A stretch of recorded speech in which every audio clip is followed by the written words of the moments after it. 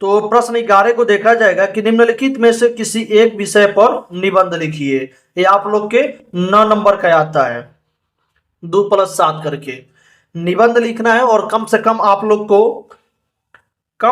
आप लोग 3 से 5 पेज के अंदर लिखिएगा, क्योंकि 9 नंबर लेना है और आप लोग के बोर्ड एग्जाम की कापियां भी भरना है। तो आप लोग कोशिश कीजिएगा 3 से 5 पेज, और आप लोग लास्ट में इसे लिखिएगा। जो निबंध लिखना रहेगा, सारा क्वेश्चन सॉल्व करने के बाद लास्ट में निबंध लिखने बैठिएगा, 3 से 5 पेज जरूर लिखिएगा। नहीं कुछ आएगा पेपर उठा के छाप दीजिएगा अंदर, लेकिन जरूर लिखिएगा।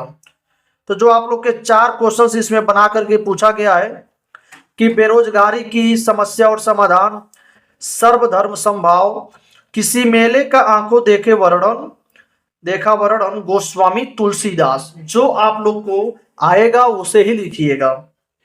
तो हम इस आप लोग को लिखाने का तरीका बताएंगे बोर्ड एग्जाम में। बेरोजगारी समस्या और समाधान, जो आप लोग को तरीका बताएंगे, रूल बताएंगे, उसे जरूर फॉलो कीजिएगा, क्योंकि आप लोग कोशिश कीजिएगा, क्योंकि 9 नंबर का है तो आप लोग को 8 नंबर नहीं 9 नंबर पूरा का पूरा लेना है।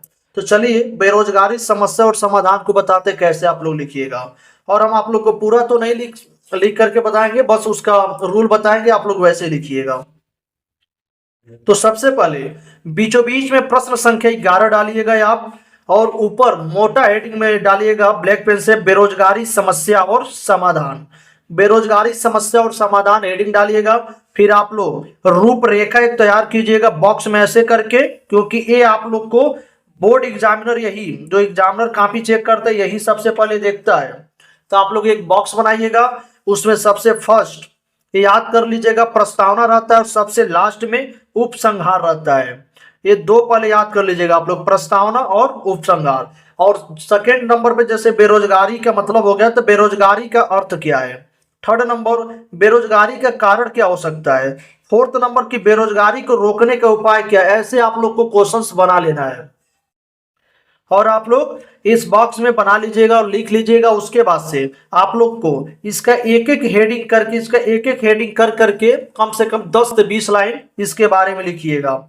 तो बेरोजगारी का अर्थ आप लोग बनाना चाहते हैं तो बहुत ढेर सारा बना सकते हैं, और बेरोजगारी का कारण क्या क्या हो सकता है, और बेरोजगारी को कैसे रोका जाए, इस सब आप लोग बना करके अच्छा से लिखिएगा।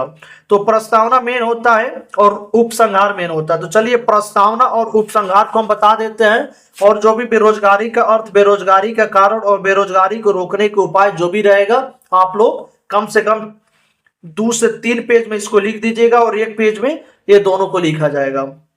तो सबसे पहले हम प्रस्तावना को बता देते हैं, और प्रस्तावना और उपसंहार उसके बाद से आप लोग बना करके लिख लीजिएगा। तो प्रस्तावना में देखा जाएगा कि बेरोजगारी की समस्या हमारे देश की एक प्रमुख समस्या है। यह दिन प्रतिदिन बढ़ती जा रही है। इससे एक ओर गरीबी भूखमरी, तो दूसरी ओर युवकों में आक्रोश तथा अनुशासनहीनता को भी बढ़ावा मिलता है। चोरी डकैती, हिंसा एवं आत्महत्या आदि अनेक समस्याओं का मूल कारण बेरोजगारी है। जो भी ये चोरी डकैती हिंसा जो भी होता है, इसका मेन क्या है, तो बेरोजगारी की वजह से ही होता है। ये आप लोग का मेन था, इसे याद कर लीजिएगा। इतना लाइन याद करने के बाद ये सिर्फ आप लोग को बना करके लिखना है, क्योंकि उसको याद नहीं करना है, बस इतना आप लोग याद कर लीजिएगा। चलिए लास्ट में उपसंहार को बताते हैं, कि ये बहुत ज्यादा इंपॉर्टेंट है, और यही 2 देखता है एग्जामिनर।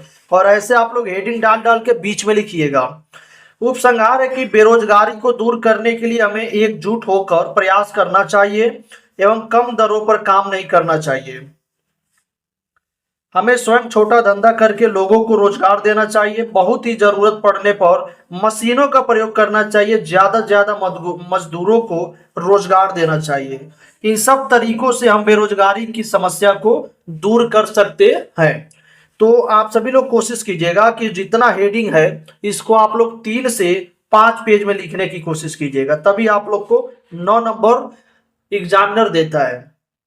तो ये आप लोग की निबंध लिखने का ट्रिक था, तो आप लोग इसे अच्छा से रूल के फॉलो कीजिएगा, नहीं तो दिक्कत आ सकता है।